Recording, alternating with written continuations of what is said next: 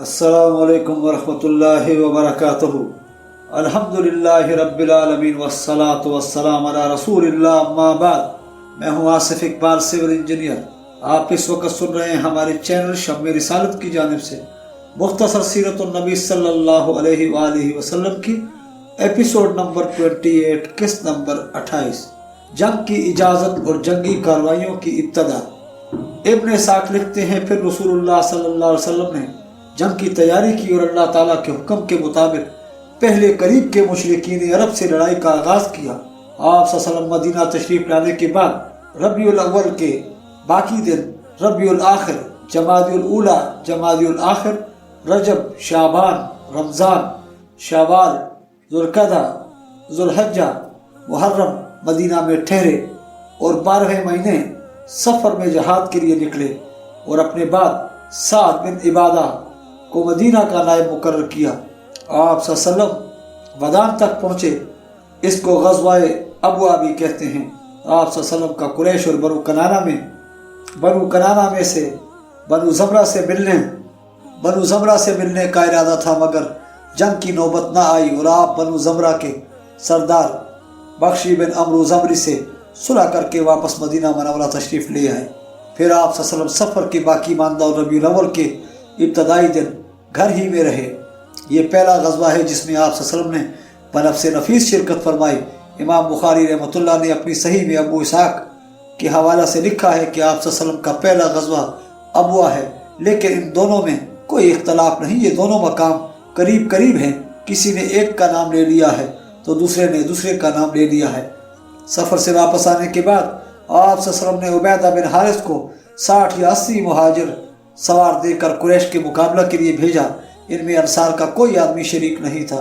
عبیدہ رضی اللہ تعالیٰ عنہ حجاز میں مرا نامی گھاٹی کے نیچے پانی کے ایک جوہر تک گئے اور قریش کی ایک بھاری جمعیت سے ملے، مگر بچ بچاؤ کی وجہ سے لڑائی تک نوبت نہیں پہنچی۔ ہاں، سعد بن ابی وقاص رضی اللہ تعالیٰ عنہ نے ایک تیر چلایا تھا جو اللہ تعالیٰ کے راستہ میں سب سے پہلا تیر ہے۔ اس دن مقداد بن عمرو بحرانی، حلیب بنی زہرہ اور عتبہ بن غزوان بن جابر مازنی مشرکوں کی قید سے بھاگ کر مسلمانوں سے آ ملے۔ یہ پرانے مسلمان تھے، مگر اس دن سے پہلے مسلمانوں کے پاس آنے پر قادر نہیں ہو سکے تھے۔ ابن اسحاق رحمۃ اللہ کہتے ہیں، یہ اسلام میں پہلا جھنڈا تھا جو آپ صلی اللہ علیہ وسلم نے عبیدہ بن حارث رضی اللہ تعالیٰ کے حوالے کیا تھا۔ پھر اسی جگہ آپ صلی اللہ علیہ وسلم نے حمزہ بن عبد المطلب کو 30 مہاجر سوار دے کر بھیجا۔ ان میں انصار کا کوئی آدمی نہیں تھا۔ حضرت حمزہ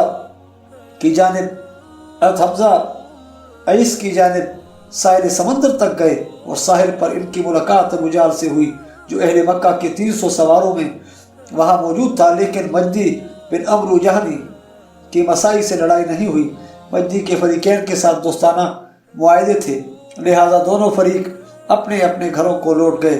ابن اسحاق کہتے ہیں، بعض لوگوں کا بیان ہے کہ اسلام میں سب سے پہلا جھنڈا آپ صلی اللہ علیہ وسلم نے حضرت حمزہ رضی اللہ تعالیٰ عنہ کے لیے باندھا تھا۔ اس اختلاف کی وجہ یہ ہے کہ حمزہ رضی اللہ تعالیٰ کا لشکر اور عبیدہ رضی اللہ تعالیٰ عنہ کا لشکر دونوں ایک زمانہ میں بھیجے گئے تھے، جس وجہ سے لوگوں کو اشتباہ ہو گیا ہے۔ صاحب الہدا نے حمزہ اور عبیدہ اور سعد بن ابی وقاص رضی اللہ تعالیٰ اجمعین کے لشکروں کا غزوہ ابوا سے پہلے ذکر کیا ہے، واللہ اعلم۔ غزوہ بوات۔ پھر آپ صلی اللہ علیہ وسلم مدینہ منورہ آنے کے بعد دوسرے سال کے شروع میں ربیع الاخر کے مہینے میں قریش کے مقابلہ کے لیے نکلے۔ مدینہ پر صاحب بن مظعون رضی اللہ تعالیٰ کو عامر مقرر کیا۔ آپ صلی اللہ علیہ وسلم رضوی پہاڑ کی جانب بوات تک گئے اور ربیع الاخر کے آخری اور جمادی الاولی کے ابتدائی دن وہاں رہے، پھر واپس آ گئے اور لڑائی نہیں ہوئی۔ غزوہ عشیرہ۔ پھر رسول اکرم صلی اللہ علیہ وسلم مدینہ آنے کے 16 مہینے بعد جمادی الاخر میں 150 اور بعض کہتے ہیں کہ 200 مہاجرین لے کر نکلے۔ آپ صلی اللہ علیہ وسلم کا جھنڈا حمزہ بن عبد المطلب رضی اللہ تعالیٰ کے ہاتھ میں تھا اور مدینہ پر ابو سلمہ بن عبد الاسد کو نائب مقرر کیا تھا۔ اس سفر میں کسی کو نکلنے پر مجبور نہیں کیا تھا۔ ان کے پاس 30 اونٹ تھے جن پر باری باری سوار ہوتے تھے۔ قریش کے شام کو جانے والے ایک قافلہ کو پکڑنا مقصود تھا۔ آپ صلی اللہ علیہ وسلم کو اطلاع ملی تھی کہ قافلہ قریش کا بہت مال لے کر مکہ سے روانہ ہو گیا ہے۔ آپ صلی اللہ علیہ وسلم یمبو کی جانب مقام عشیرہ یا عشیرہ یاسین کے ساتھ اسیرہ میں پہنچے تو معلوم ہوا کہ قافلہ آپ صلی اللہ علیہ وسلم کے پہنچنے سے چند دن پہلے نکل گیا ہے۔ یہ وہی قافلہ ہے جس پر شام سے واپسی پر آپ صلی اللہ علیہ وسلم نے حملہ کا ارادہ کیا تھا اور اللہ تعالیٰ نے اس پر یا فوج پر غلبہ دینے کا وعدہ کیا تھا اور اللہ تعالیٰ نے اپنا وعدہ پورا کر دیا تھا۔ اسی سفر میں آپ صلی اللہ علیہ وسلم نے بنو مدلج اور ان کے حلیف بنو زبرہ سے صلح کا معاہدہ کیا تھا۔ پھر رسول اللہ صلی اللہ علیہ وسلم نے 8 مہاجروں کے ایک سریہ پر سعد بن ابی وقاص رضی اللہ تعالیٰ کو امیر مقرر کر کے بھیجا۔ حجاز کے علاقہ میں مقام حرار تک پہنچے اور بغیر کسی لڑائی کے واپس آ گئے۔ بدر اولا ابن اسحاق رحمۃ اللہ کہتے ہیں رسول اللہ صلی اللہ علیہ وسلم غزوہ عشیرہ سے واپس آنے کے بعد ابھی مدینہ میں 10 رات بھی نہیں ٹھہرے تھے کہ زبن جابر فہری نے مدینہ کے اونٹوں پر حملہ کر دیا اور ان کو ہانک کر لے گیا۔ رسول اکرم صلی اللہ علیہ وسلم نے مدینہ پر زید بن حارثہ رضی اللہ تعالیٰ کو نائب مقرر کر کے اس کی تلاش میں نکلے۔ بدر کی جانب وادی صفوان تک پہنچے، کرزنت نکلنے میں کامیاب ہو گیا۔ وہاں سے آپ صلی اللہ علیہ وسلم مدینہ منورہ واپس آ گئے اور لڑائی وغیرہ نہیں ہوئی۔ سریہ عبداللہ بن جعش رضی اللہ تعالیٰ عنہ، پھر آپ صلی اللہ علیہ وسلم نے واپس آنے کے بعد 3 مہینے جمادی الاخر، رجب اور شعبان مدینہ منورہ میں رہے اور ہجرت کے 16ویں مہینے رجب میں آپ صلی اللہ علیہ وسلم نے عبداللہ بن جعش رضی اللہ تعالیٰ کو 12 مہاجروں کے ایک سریہ پر امیر مقرر کر کے قریش کے ایک قافلہ کی تلاش میں مقام نخلا میں بھیجا۔ اس سریہ میں 6 اونٹ تھے اور ہر اونٹ پر 2 آدمی باری باری سوار ہوتے تھے۔ یہ قافلہ کی تلاش میں بطن نخلا تک پہنچے۔ اسی سریہ میں عبداللہ بن جعش رضی اللہ تعالیٰ کو امیر المومنین کہا گیا۔ رسول اللہ صلی اللہ علیہ وسلم نے ان کو ایک تفوف مکتوب دے کر حکم دیا تھا کہ اس کو 2 دن سفر کرنے کے بعد کھولنا اور اس میں درج شدہ ہدایات پر عمل کرنا۔ 2 دن کے بعد جب انہوں نے یہ مکتوب کھولا تو اس میں درج تھا میرا یہ مکتوب پڑھ کر سفر جاری رکھو، مکہ اور طائف کے درمیان مقام نخلا میں قریش کے قافلہ کی دیکھ بھال کرو، اس کے پورے حالات معلوم کر کے ہمیں اطلاع دو۔ عبداللہ رضی اللہ تعالیٰ عنہ نے خط پڑھ کر سمن و طاعتن کہا اور اپنے رفقا کو اس کی خبر دی، نیز کہا کہ وہ ان کو مجبور نہیں کرتے، جو شہادت حاصل کرنا چاہتا ہے وہ میرے ساتھ چلے اور جو موت سے ڈرتا ہے وہ واپس چلا جائے۔ لیکن سب اپنے سفر پر روانہ ہو گئے۔ راستہ میں سعد بن ابی وقاص اور عتبہ بن غزوان کا اونٹ گم ہو گیا، وہ اس کی تلاش کے لیے پیچھے رہ گئے۔ عبداللہ اور ان کے باقی ساتھی آگے چلے گئے اور مقام نخلا میں پہنچ کر قیام کیا۔ قریش کا قافلہ بھی من کا چمڑا اور تجارت کے دوسرے سامان سے لدا ہوا وہاں پہنچ گیا۔ اس قافلہ میں عمرو بن حضرمی، عبداللہ بن مغیرہ کے دونوں بیٹے عثمان اور نوفل اور بنو مغیرہ کا غلام حکم بن کیسان قافلہ سالار تھا۔ مسلمانوں نے آپس میں مشورہ کیا کہ آج حرام مہینے رجب کا آخری دن ہے، اگر لڑتے ہیں تو مہینے کی حرمت ٹوٹتی ہے اور نہیں لڑتے تو وہ حدود حرم میں داخل ہو جائیں گے۔ آخر انہوں نے لڑنے کا فیصلہ کیا، چنانچہ کسی آدمی نے عمرو بن حضرمی پر تیر پھینکا اور اس کو قتل کر دیا۔ عثمان اور حکم کو قیدی بنا لیا۔ نوفل بچ نکلنے میں کامیاب ہو گیا اور یہ 2 قیدی اور تجارتی قافلہ لے کر مدینہ منورہ واپس آ گئے۔ حضرت صلی اللہ علیہ وسلم کا قافلہ اور قیدی قبول کرنے سے انکار۔ ابن اسحاق رحمۃ اللہ نے کہا ہے عبداللہ بن جعش کی اولاد میں سے کسی نے کہا ہے کہ عبداللہ بن جعش نے اپنے رفقا سے کہا جو غنیمت ہم نے حاصل کی ہے اس میں اللہ کے رسول صلی اللہ علیہ وسلم کا حصہ خمس ہے۔ اسلام میں یہ پہلا مقتول اور پہلا ہی قیدی تھا۔ جب یہ رسول اکرم صلی اللہ علیہ وسلم کے پاس آئے تو آپ صلی اللہ علیہ وسلم نے فرمایا میں نے تمہیں حرمت والے مہینے میں لڑنے کا حکم نہیں دیا تھا، اس لیے آپ صلی اللہ علیہ وسلم نے قافلہ اور دونوں قیدی قبول کرنے سے انکار کر دیا اور اس سلسلہ میں توقف اختیار کیا۔ جب آپ صلی اللہ علیہ وسلم نے یہ فرمایا تو اہل سریہ بہت نادم ہوئے اور سمجھے کہ وہ حرمت والے مہینے کی حرمت توڑ کر ہلاک ہو گئے ہیں۔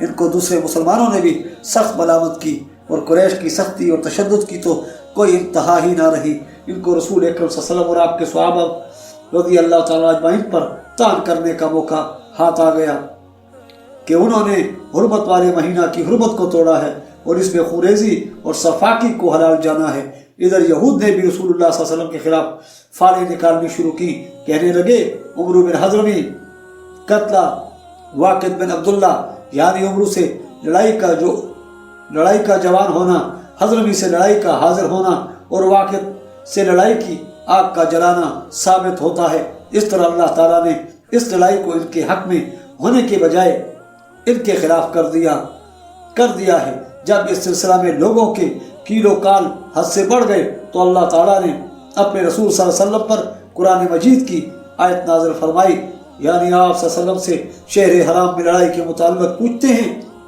तो आप सल्लल्लाहु अलैहि वसल्लम कह दीजिए इसमें लड़ाई करना बड़ा गुनाह है, लेकिन अल्लाह ताला के रास्ता से रोकना, इसके साथ कुफर करना, मस्जिद हराम की भी हुर्मती करना और इससे इसके रहने वालों को निकालना, इससे भी बड़ा गुनाह है। और फितना फसाद बपा करना कत्ल से सख्त बुरा है। अल्लाह सुब्हानहू तआला फरमाते हैं, जिस अमर का तुमने मुसलमानों पर इनकार किया है वो अगरचे बड़ा गुनाह है, लेकिन अल्लाह ताला के साथ कुफर करना, इसके रास्ता से रोकना, मस्जिद हराम से इसके रहने वाले मुसलमानों को निकालना, शिर्क करना और मुल्क में फितना और फसाद बपा करना जिसका तुम इर्तिकाब करते हो, अल्लाह ताला के नज़दीक इनके हुर्मत वाले महीने में लड़ाई करने से बढ़कर संगीन जुर्म है। अक्सर सल्फ़ सालिहीन ने यहाँ फितना कमाना शिर्क किया है, लेकिन इस्लाम लाने पर मुसलमानों को अजाब में मुब्तला करना और इनको मार पीट कर दीन से बरगश्ता करना भी इसका माना और तफसीर है। गर्ज ये है कि अल्लाह ताला ने अपने दोस्तों और दुश्मनों के दरमियान अदल और इंसाफ की बात की है। इसने अपने दोस्तों को हुर्मत वाले महीने में लड़ाई के जुर्म से बरी नहीं किया, बल्कि कहा है कि उन्होंने बड़ा गुनाह किया है, लेकिन जिन गुनाहों का इर्तिकाब इसके दुश्मन मुशरिक करते हैं वो इनके सिर्फ हुर्मत वाले महीने में लड़ने से कहीं ज्यादा संगीन और बदरजहा बड़ा है, इसलिए वो मुज़म्मत और सजा के ज्यादा मुस्तहिक हैं। इब्न इसाक रहमतुल्लाह लिखते हैं, जब कुरान हकीम में ये आयत उतरी तो मुसलमानों का गम दूर हुआ और रसूलुल्लाह सल्लल्लाहु अलैहि वसल्लम ने तिजारती काफिला और दोनों कैदी वसूल कर लिए। कुरैश ने दोनों कैदियों का फिदिया अदा किया। हकम बिन कैसान ने इस्लाम कबूल किया और मुखलिस मुसलमान साबित हुए और रसूलुल्लाह सल्लल्लाहु अलैहि वसल्लम के पास मदीना में ठहर गए और वाक़या बायर मऊना में जाम शहादत नोश किया। लेकिन उस्मान बिन अब्दुल्ला मक्का चला गया और वहीं कुफर की हालत में मरा। जब कुरान मजीद के उतरने के बाद अब्दुल्ला बिन जाश रज़ियल्लाहु ताला और इनके साथियों का गम व अंदेशा दूर हो गया तो उन्होंने जहाद के सवाब में तमा की और कहने लगे, या रसूलुल्लाह सल्लल्लाहु अलैहि वसल्लम, क्या हमें इस गज़वा में मुजाहिदीन का सवाब मिलेगा? इसके मुताल्लिक़ अल्लाह तबारक व तआला ने ये आयत उतारी, इन्नल्लज़ीना आमनू वल्लज़ीना हाजरू वजाहदू फी सबीलिल्लाहि उलाइका यरजूना रहमतुल्लाहि। बिलाशुबा वो लोग जो ईमान लाए और अल्लाह ताला के रास्ता में हिजरत और जिहाद किया अल्लाह की रहमत के उम्मीदवार हैं। इस वाक़या के मुताल्लिक़ हज़रत अबू बकर सिद्दीक़ रज़ियल्लाहु ताला अन्हु और बाज़ कहते हैं, अब्दुल्ला बिन जाश ने यह अशार कहे, तुम हरम में कत्ल को एक अजीम जुर्म समझते हो, हालांकि अगर अक्लमंद आदमी अकल से काम ले तो इसके नज़दीक तुम्हारा मोहम्मद सल्लल्लाहु अलैहि वसल्लम के फरमान से रुक जाना, इसके साथ कुफर करना, जबकि अल्लाह ताला हाजिर व नाजिर है, और अल्लाह ताला की मस्जिद से इसके रहने वालों को निकाल देना कि अल्लाह ताला के घर में इसको सजदा करने वाला कोई ना रहे, इससे बढ़कर अजीम जुर्म है। अगरचे तुम इसके कत्ल पर हमें आर दिलाते हो और हासिद और बागी भी इस्लाम के खिलाफ खूब प्रोपेगेंडा करते हैं। हमने भी मकाम नखला में जब वाकिद ने लड़ाई की आग रोशन की, इब्न हज़रमी के खून से अपने नेज़ों को खूब सैराब किया और उस्मान बिन अब्दुल्ला को बहालत कैद हमारे दरमियान चमड़े के मजबूत तो खींचते रहे। किबला का बैतुल मुक़द्दस से मक्का की तरफ मुंतकिल होना, जब हज़रत सल्लल्लाहु अलैहि वसल्लम को मदीना मुनव्वरा आए हुए 17 या 18 या 16 महीने पूरे हो गए तो माह शाबान में किबला बैतुल मुक़द्दस से काबा की तरफ बदल दिया गया। किसी ने इससे कम या इससे ज़्यादा अरसा नहीं बताया। इब्न हज़म कहते हैं, एक रिवायत में आया है कि काबा की तरफ सबसे पहले सईद बिन माली अंसारी ने नमाज पढ़ी। उन्होंने हज़रत सल्लल्लाहु अलैहि वसल्लम को तावील काबा पर खुतबा देते हुए सुना तो खड़े होकर 2 रकत पढ़ ली। आप सल्लल्लाहु अलैहि वसल्लम इस बात को पसंद फरमाते थे कि आप सल्लल्लाहु अलैहि वसल्लम का किबला काबा की तरफ फेर दिया जाए। चुनाचा एक दफ़ा जिब्राइल अलैहिस्सलाम से कहा, मैं चाहता हूँ कि यहूदियों के किबला से मुँह फेर लूँ। जिब्राइल अलैहिस्सलाम ने जवाब दिया, मैं तो हुक्म का बंदा हूँ, अपने आप कुछ नहीं कह सकता, अपने रब से दुआ कीजिए। इसके बाद आप सल्लल्लाहु अलैहि वसल्लम का मामूल हो गया कि आप सल्लल्लाहु अलैहि वसल्लम इस इंतज़ार में अक्सर आसमान की तरफ अपना मुंह उठाते थे। एक दिन ये आयत नाज़िल हुई, यानी हम तेरे चेहरे को बार बार आसमान की तरफ उठता देखते हैं। सही बुखारी में आया है कि हज़रत सल्लल्लाहु अलैहि वसल्लम ने बैतुल मुक़द्दस की तरफ 16 या 17 महीने नमाज पढ़ी और आप सल्लल्लाहु अलैहि वसल्लम को ये बात पसंद न थी कि आप सल्लल्लाहु अलैहि वसल्लम का किबला बैतुल्लाह हो। आप सल्लल्लाहु अलैहि वसल्लम को ये बात पसंद थी कि आप सल्लल्लाहु अलैहि वसल्लम का किबला बैतुल्लाह हो। आपने बैतुल्लाह की तरफ असर की नमाज पढ़ी। एक आदमी जिसने आप सल्लल्लाहु अलैहि वसल्लम के साथ नमाज पढ़ी थी एक मस्जिद पर गुजरा। वो लोग रकू की हालत में थे। इसने कहा, मैं गवाही देता हूँ कि मैंने रसूल अकरम सल्लल्लाहु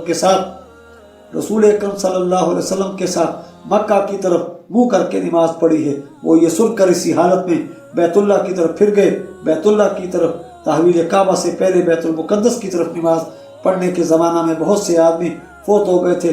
सहाबा ने कहा, मालूम नहीं हम इनके मुताबिक क्या कहें। अल्लाह तबारक व तआला ने आयत उतारी, यानी अल्लाह ताला तुम्हारी नमाज ज़ाया नहीं करेगा। सय्यान में अपने उमर रज़ी अल्लाह ताला से रिवायत है कि एक दफ़ा लोग कुबा में सुबह की नमाज पढ़ रहे थे। एक आदमी आया और कहने लगा, आज रात नबी करीम सल्लल्लाहु अलैहि वसल्लम पर कुरान उतरा है और आप सल्लल्लाहु अलैहि वसल्लम को काबा की तरफ मुँह करने का हुक्म दिया गया है, इसलिए तुम भी इसकी तरफ मुँह कर लो।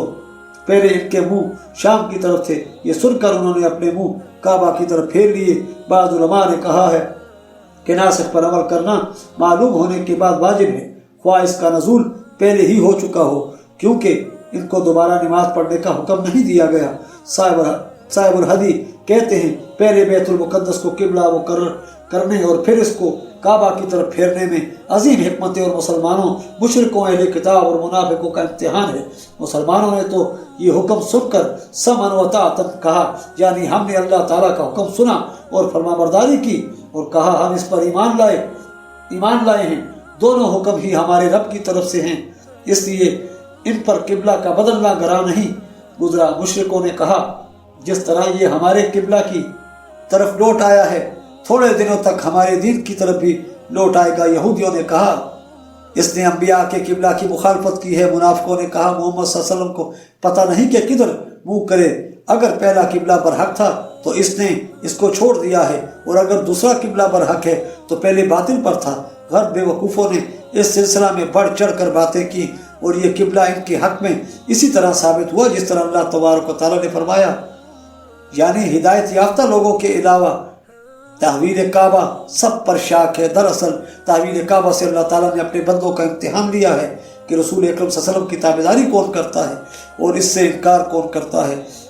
इसलिए अल्लाह ताला ने बेवकूफ़ों को जवाब दिया, ए अल्लाह के नबी सल्लल्लाहु अलैहि वसल्लम आप कह दीजिए कि मशरिक़ व मग़रिब अल्लाह का है, जिसको चाहता है सीधी राह दिखाता है। यानी हुक्म और तसर्रुफ सब अल्लाह ताला के इख्तियार में है।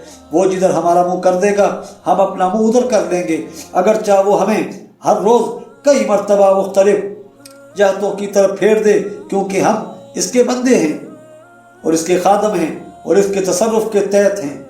अल्लाह तबारक व तआला ने बार बार तकरार करके इस हुक्म की ताकीद की है कि अल्लाह का रसूल सल्लल्लाहु अलैहि वसल्लम जहाँ हो और जहाँ से निकले उधर ही मुँह करे और बताया कि अल्लाह ताला जिसको चाहता है सीधी राह दिखाता है। इसने इनको इस किबला की हिदायत की है, ये इनका किबला है और यही इसको मानने वाले हैं, क्योंकि ये सबसे अफजल उम्मत है और ये सब किबलों से अफजल किबला है। अल्लाह ताला ने अफजल किबला अफजल उम्मत के लिए इख्तियार किया है। जिस तरह इनके लिए अफजल रसूल और अफजल किताब पसंद फरमाई है, इनको बेहतर ज़माना में पैदा किया है और इनकी सब शरीयतों से अफजल शरीयत के साथ ख़ास किया है। इनको बेहतरीन इखलाक अता फरमाए हैं, बेहतरीन ज़मीन में आबाद किया है और जन्नत में इनके लिए बेहतरीन घर बनाए हैं। जन्नत में इनके ठहरने की जगह सबसे बेहतर जगह है। ये ऊंचे और बुलंद टीले पर होंगे और दूसरे लोग इनसे नीचे होंगे। बस वो ज़ात पाक है जो अपनी रहमत के साथ जिसको चाहे खास करे, और ये अल्लाह ताला का फजल है। ये अल्लाह ताला का फजल है, जिसको चाहता है देता है और अल्लाह ताला बड़े फजल वाला है। इमाम अहमद रहमतुल्लाह ने हज़रत आयशा रज़ी अल्लाह ताला अन्हा से रिवायत की है कि हाँ हज़रत सल्लल्लाहु अलैहि वसल्लम ने फरमाया, यहूदी हमसे किसी चीज़ पर इतना हसद नहीं करते जितना जुमा पर हसद करते हैं, क्योंकि अल्लाह ताला ने हमें इसकी हिदायत की और इससे गुमराह हुए। और इसी तरह जितना हसद किबला पर करते हैं और किसी चीज़ पर नहीं करते, इसलिए कि अल्लाह ताला ने इसकी طرف ہماری رہنمائی فرمائی اور وہ گمراہ ہوئے، اور امام کے پیچھے آمین کہنے پر بھی ہم سے بہت حسد کرتے ہیں۔ اللہ تعالیٰ نے بتایا ہے کہ اس نے ایسا اس لیے کیا ہے تاکہ لوگوں کی اللہ تعالیٰ پر کوئی حجت نہ رہے، لیکن ظالم اور باغی لوگ ایسے دلائل سے حجت پکڑتے ہیں جن کا ذکر پہلے ہوا، اور رسولوں کا معارضہ اسی قسم کی باطل دلیلوں سے کیا جاتا ہے۔ اللہ سبحانہ و تعالیٰ نے بتایا ہے کہ اس نے یہ اس لیے کیا ہے تاکہ اس پر اپنی نعمت کی تکمیل کرے اور ان کو سیدھی راہ دکھائے۔ پھر اس نے ان کو اپنی یہ نعمت یاد کرائی ہے کہ ان کی طرف اپنا رسول بھیجا اور ان پر اپنی کتاب نازل فرمائی تاکہ ان کو پاک کرے، کتاب اور حکمت سکھائے، اور ان کو ان باتوں سے آگاہ کرے جن کو وہ نہیں جانتے۔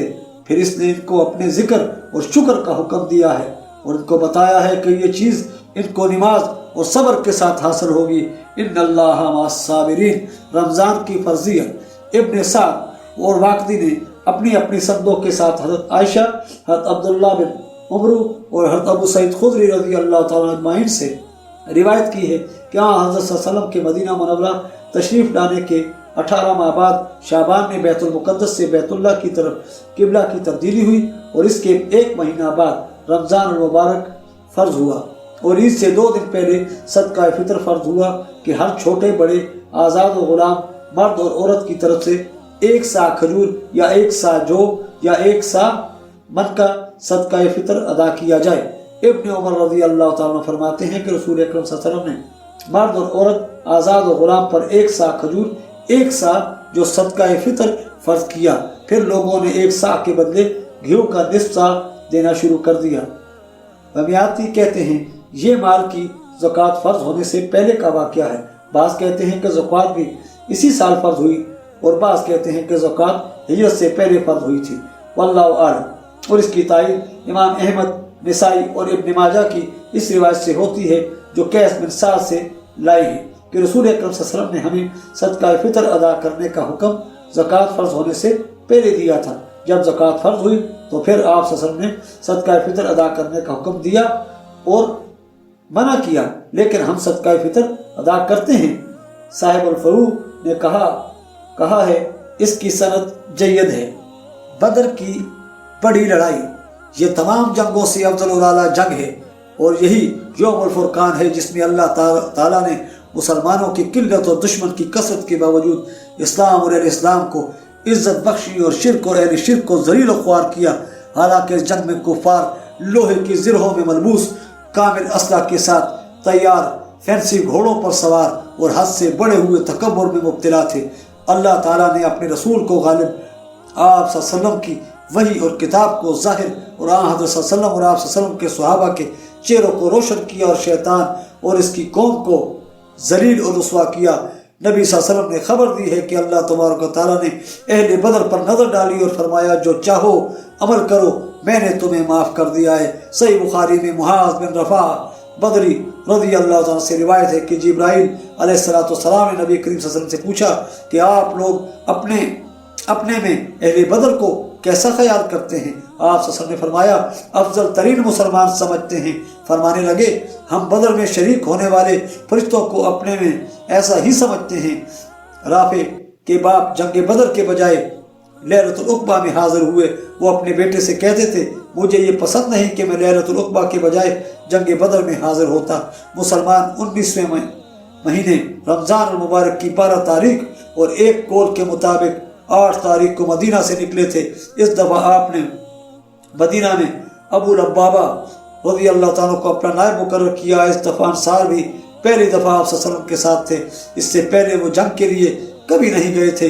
نیز یہ جنگ مسلمانوں کو بلا کثرت اور تاریخ مقرر کیے بغیر لڑنی پڑی تھی، جیسا کہ قرآن میں اس کی تصریح موجود ہے۔ یعنی اگر تم ایک دوسرے کے ساتھ تاریخ مقرر کر کے لڑتے تو اے مسلمانوں تم اپنی قلت اور بے سر و سامانی کی وجہ سے ضرور وعدہ خلافی کرتے اور وقت مقررہ پر میدان جنگ میں نہ پہنچتے۔ اس کا سبب یہ ہوا کہ آپ صلی اللہ علیہ وسلم کو اطلاع ملی کہ ابو سفیان شام سے ایک تجارتی قافلہ لا رہا ہے جس میں قریش نے بہت مال صرف کیا ہے۔ چنانچہ آپ صلی اللہ علیہ وسلم نے صحابہ کو بتایا کہ اس قافلہ میں بے شمار مال ہے اور آدمی بہت تھوڑے ہیں، اس لیے اس پر کامیاب چھاپا مارنا آسان ہے۔ تیار ہو جاؤ، ممکن ہے اللہ تعالیٰ تمہیں یہ غنیمت عطا کرے۔ یہ سن کر کچھ لوگ تو فوراً تیار ہو گئے اور بعض لوگوں نے یہ سمجھ کر لڑائی نہیں ہوگی سستی کا مظاہرہ کیا، اس لیے جن لوگوں کو سواریاں گھر پر موجود تھیں ان کو 300 اور 10 سے کچھ زیادہ آدمیوں کو لے کر بہت جلدی روانہ ہو گئے۔ ان کے پاس 70 اونٹ تھے جن پر وہ باری باری سوار ہوتے تھے اور صرف 2 گھوڑے تھے، ایک مقداد رضی اللہ تعالیٰ کے پاس اور دوسرا زبیر بن عوام رضی اللہ تعالیٰ کے پاس تھا۔ اس سفر میں حضرت صلی اللہ علیہ وسلم، حضرت علی رضی اللہ تعالیٰ اور حضرت ابو مرثد غنوی رضی اللہ تعالیٰ کے پاس ایک اونٹ تھا جس پر یہ باری باری سوار ہوتے تھے۔ جب ابو سفیان کو پتہ چلا کہ مسلمان اس کے قافلہ پر چھاپا مارنے کے لیے مدینہ پھر چل پڑے ہیں تو اس نے فی الفور زمزم بن عمر غفاری کو گراں قدر اجرت دے کر قریش کی طرف بھیجا کہ محمد صلی اللہ علیہ وسلم اپنے ساتھیوں کو لے کر ان کے قافلہ پر حملہ کرنا چاہتے ہیں، اسے بچانے کے لیے جس قدر ممکن ہو جلدی آؤ۔ چنانچہ وہ تقریباً 1000 آزمودہ کار جاں باز لے کر قافلہ کی امداد کے لیے نکلے۔ ان کے پاس 100 گھوڑے اور 700 اونٹ تھے۔ ان میں اس قدر جوش اور اشتعال تھا کہ سوائے ابو لہب کے مکہ کا کوئی سردار پیچھے نہیں رہا۔ ابو لہب نے اپنی جگہ عاص بن ہشام بن مغیرہ کو بھیجا، نیز انہوں نے مکہ کے آس پاس بسنے والے قبائل کو بھی اپنی امداد کے لیے جمع کیا۔ قریش کے قبائل میں صرف عدی بن کعب کے قبیلہ نے اس جنگ میں کوئی حصہ نہیں لیا، جیسا کہ اللہ تبارک و تعالیٰ نے قرآن حکیم میں فرمایا ہے۔ قریش لوگوں پر اپنی بالادستی ظاہر کرنے کے لیے بڑے غرور سے نکلے۔ وہ کہتے تھے کیا محمد صلی اللہ علیہ وسلم اس کے ساتھی سمجھتے ہیں کہ یہ بھی ابن حضرمی کے قافلہ کی طرح ترنے والا ہے جس کو آسانی کے ساتھ نگل لیں گے۔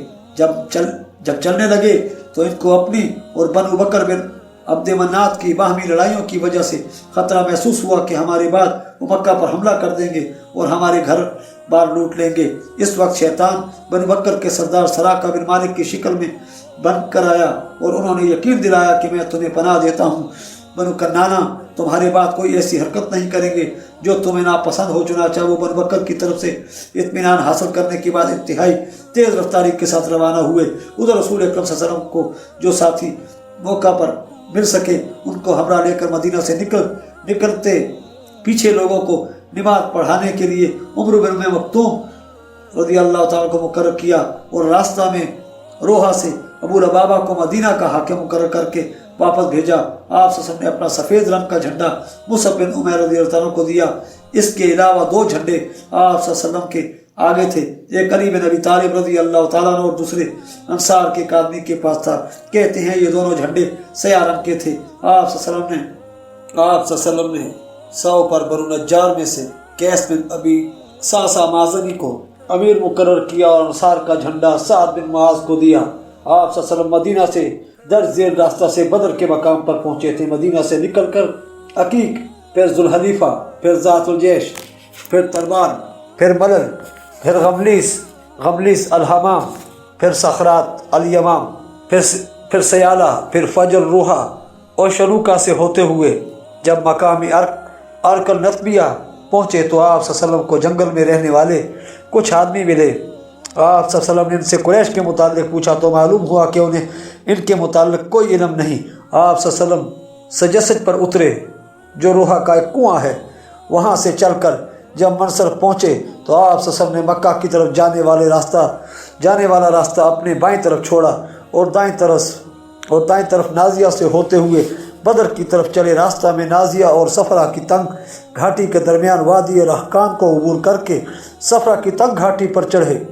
جب اس سے اتر کر صفرا کے قریب پہنچے تو بس میں امرو جہنی خلیف بنی سعدہ اور عدی بن ابی زغابہ جہنی حلیف بنی نجار کو ابو سفیان اور اس کی زیر سرکردگی تجارتی قافلہ کے حالات معلوم کرنے کے لیے بھیجا اور خود کوچ کر کے صفرا میں پہنچے تو آپ صلی اللہ علیہ وسلم کو بتایا گیا کہ صفرا کے دونوں پہاڑوں میں سے ایک کا نام مسلح اور دوسرے کا نام مخرا ہے۔ آپ صلی اللہ علیہ وسلم نے وہاں رہنے والے لوگوں کے متعلق پوچھا تو بتایا گیا یہاں غفار کے 2 قبیلے آباد ہیں، ایک کا نام بنو نار اور دوسرے کا نام بنو حراک ہے۔ غالباً آپ صلی اللہ علیہ وسلم نے ان دونوں ناموں کو مکروہ جان کر وہاں سے نہیں گزرے بلکہ دائیں جانب مڑ کر وادی زعفران سے ہوتے ہوئے کچھ فاصلہ پر جا کر اتر پڑے۔ وہاں آپ صلی اللہ علیہ وسلم کو اطلاع ملی کہ قافلہ بچ کر نکل گیا ہے اور قریش اس کی حفاظت کے لیے آ رہے ہیں۔ चुनांचे आप सल्लल्लाहु अलैहि वसल्लम ने लोगों को कुरैश की आमद की खबर दी और इनसे मशवरा किया कि अब क्या करना चाहिए। पहले हज़रत अबू बकर सिद्दीक़ रज़ी अल्लाह ताला खड़े हुए और मुनासिब हाल बहुत अच्छी तकरीर की। फिर हज़रत उमर रज़ी अल्लाह ताला ने भी बहुत आला तकरीर की। इसके बाद मिक़दाद बिन असवद ने खड़े होकर कहा, है अल्लाह के रसूल सल्लल्लाहु अलैहि वसल्लम, अल्लाह ताला ने आप सल्लल्लाहु अलैहि वसल्लम को जिसका हुक्म दिया है इसको मुकम्मल कीजिए। हम आप सल्लल्लाहु अलैहि वसल्लम के साथ हैं। खुदा की कसम, जिस तरह बनु इसराइल ने मूसा अलैहिस्सलाम से कहा था, इस तरह हम नहीं कहेंगे कि फ़ज़हब अंत व रब्बुका फ़क़ातिलन इन्ना हाहुना क़ाइदून, यानी ए मूसा अपने साथ अपने रब को ले जाओ और दोनों कुफ़ार से लड़ो, हम तो यहाँ बैठे हैं। बल्कि हम ये कहते हैं कि आप सल्लल्लाहु अलैहि वसल्लम अपने रब को साथ लेकर लड़िए, हम भी आप सल्लल्लाहु अलैहि वसल्लम के साथ मिलकर लड़ेंगे। इस खुदा की कसम जिसने आप सल्लल्लाहु अलैहि वसल्लम को दीन हक देकर भेजा है, अगर आप सल्लल्लाहु अलैहि वसल्लम बर के गम्मात की तरफ चलेंगे तो हम भी आप सल्लल्लाहु अलैहि वसल्लम के साथ दुश्मन से लड़ने भिड़ने वहाँ तक जाएंगे। ये सुनकर आप सल्लल्लाहु अलैहि वसल्लम ने मिक़दाद रज़ी अल्लाह ताला की तासीन की और उनके हक़ में दुआए खैर फरमाई और कहा, लोगों मुझे मशवरा दो कि क्या करना चाहिए। आप सल्लल्लाहु अलैहि वसल्लम दरअसल अंसार की ज़ुबान से कुछ सुनना चाहते थे। इब्न मरूया और इब्न अबी हातिम अबू अय्यूब अंसारी रज़ी अल्लाह ताला से रिवायत करते हैं कि रसूल अकरम सल्लल्लाहु अलैहि वसल्लम ने मदीना में हमें कहा था, मुझे इत्तला मिली है कि अबू सुफियान का काफ़िला आ रहा है, क्या इसकी तरफ निकलना चाहिए, क्या इसकी तरफ निकलना चाहिए। हनु मुमकिन है अल्लाह ताला हमें वो गनीमत ही दे दे। हमने कहा, हाँ हम ज़रूर निकलना चाहते हैं। चुनांचा हम आप सल्लल्लाहु अलैहि वसल्लम के साथ निकलने 1-2 दिन सफ़र करने के बाद आप सल्लल्लाहु अलैहि वसल्लम ने फरमाया, कुरैश से लड़ने के बारे में तुम्हारा क्या ख्याल है। उन्हें तुम्हारे काफ़िला पर हमला करने की खबर मिल गई है और वो इसको बचाने के लिए आ रहे हैं। हमने कहा, खुदा की कसम हमें दुश्मन से लड़ने की ताकत नहीं, हम तो काफ़िला लूटने के लिए निकले थे। आप सल्लल्लाहु अलैहि वसल्लम ने दोबारा फरमाया, कुरैश से लड़ने के बारे में तुम्हारा क्या ख्याल है। हमने पहले की तरह जवाब दिया। इस पर मिक़दाद रज़ी अल्लाह ताला ने खड़े होकर वो तकरीर की जो पहले गुजर चुकी है। आप सल्लल्लाहु अलैहि वसल्लम ने फिर तीसरी मरतबा मशवरा के लिए कहा तो मुहाजिरीन ने इसके जवाब में बड़ी पुरजोश और वलवलांगेज तकरीर की। लेकिन अब अंसार समझे कि आप सल्लल्लाहु अलैहि वसल्लम इनसे कुछ सुनना चाहते हैं, क्योंकि आप सल्लल्लाहु अलैहि वसल्लम को अंदेशा था कि अंसार इन दुश्मनों के खिलाफ आप सल्लल्लाहु अलैहि वसल्लम की मदद करने के पाबंद हैं जो मदीना पर हमला आवर हों, और इन पर यह लाजिम नहीं कि आप सल्लल्लाहु अलैहि वसल्लम दुश्मन से लड़ने के लिए इनको इनके शहर से बाहर भी ले जाएं। इसलिए जब आप सल्लल्लाहु अलैहि वसल्लम ने बार बार कहा लोगों मशवरा दो, तो साद बिन मुआज़ रज़ी अल्लाह ताला बोले, या रसूलुल्लाह सल्लल्लाहु अलैहि वसल्लम, बखुदा ऐसा मालूम होता है कि आप सल्लल्लाहु अलैहि वसल्लम इस सिलसिला में हमारी राय मालूम करना चाहते हैं। आप सल्लल्लाहु अलैहि वसल्लम ने फरमाया, हाँ मैं तुम्हारी अंसार की राय मालूम करना चाहता हूँ। साद रज़ी अल्लाह ताला ने कहा, हम आप सल्लल्लाहु अलैहि वसल्लम पर ईमान लाए हैं, आप सल्लल्लाहु अलैहि वसल्लम की तस्दीक की है और इस बात की शहादत दी है कि आप सल्लल्लाहु अलैहि वसल्लम जो दीन लाए हैं वो हक़ है, और इस सिलसिला में हम आप सल्लल्लाहु अलैहि वसल्लम की बात की इताअत करने की बैत कर चुके हैं। इसलिए अल्लाह के रसूल सल्लल्लाहु अलैहि वसल्लम जो आप सल्लल्लाहु अलैहि वसल्लम का इरादा है वो बेधड़क होकर करें, हम आप सल्लल्लाहु अलैहि वसल्लम के साथ हैं। अगर आप हमें समुंदर में कूदने का हुक्म देंगे तो हम आप सल्लल्लाहु अलैहि वसल्लम के साथ समुंदर में कूद जाएंगे, हम में से कोई आदमी पीछे नहीं रहेगा। अगर आप सल्लल्लाहु अलैहि वसल्लम हमें कल दुश्मन से लड़ने का हुक्म देंगे तो हमें ये बात हरगिज़ शाक नहीं गुजरेगी। हम लड़ाई में सब्र करने और दुश्मन से सद के दिल से मुकाबला करने वाले हैं। इंशाअल्लाह हमारे किरदार से अल्लाह ताला आपकी आंखें ठंडी कर देगा। आप सल्लल्लाहु अल्लाह का नाम लेकर चलिए। आप सल्लल्लाहु साद रज़ी अल्लाह ताला की तकरीर सुनकर बहुत खुश हुए और आप सल्लल्लाहु के दिल से अंदेशा दूर हो गया। फिर आप सल्लल्लाहु ने फरमाया, दुश्मन के मुकाबला में निकलो और खुश हो जाओ, अल्लाह ताला ने मुझसे दोनों जमातों में से एक जमात का वादा किया है। अगर काफिला पहुँच बच कर निकल गया है तो इस फौज पर हमें गलबा नसीब होगा। खुदा की कसम मुझे इस कौम के कत्ल होकर गिरने की जगह नज़र आ रही हैं। इब्न असर में लिखा है, मुस्लिम की रवायत से मालूम होता है कि यह तकरीर साद बिन इबादा रज़ी अल्लाह ताला ने की थी, लेकिन मशहूर साद रज़ी अल्लाह ताला अन्हु साद बिन मुआज़ रज़ी अल्लाह ताला की तकरीर है। साद बिन इबादा रज़ी अल्लाह ताला के बदर में हाजिर होने के मुतालिक इख्तलाफ है। इब्न उक़बा और इब्न इसाक ने इनको बदर में शरीक होने वाले सुहाबा में शुमार नहीं किया और वाक़दी मदाइनी और इब्न कल्बी ने इनको इनमें शुमार किया है। इसके साथ ही हमारी आज की एपिसोड इख्तिताम पजीर होती है। मिलते हैं इंशाअल्लाह नेक्स्ट एपिसोड में। आप हमारे चैनल को सब्सक्राइब कीजिए, वीडियो को लाइक कीजिए, कमेंट्स में अपनी कीमती आरा से आगाह कीजिए। अल्लाह हाफ़िज़।